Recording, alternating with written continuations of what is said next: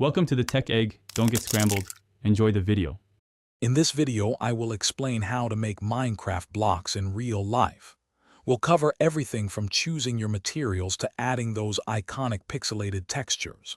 Whether you're crafting for display, cosplay, or just for fun, these steps will guide you through creating impressive replicas. Get ready to bring your favorite game elements into the physical world with simple tools and a bit of creativity. Selecting the right material is your first step. Cardboard is fantastic for quick projects and easy shaping. If you want something a bit more robust, foam board is a great choice, offering a clean surface for painting. For a truly sturdy block, consider using wood, though it requires more advanced tools. Each material offers unique advantages for your crafting journey. Hey everyone, if you're finding these tips helpful, please hit that like button and subscribe for more crafting content. Quick recommendation. Just like you're bringing Minecraft to life, you can bring your space to life with the Echo Dot smart speaker. Imagine listening to your favorite game soundtracks while you craft.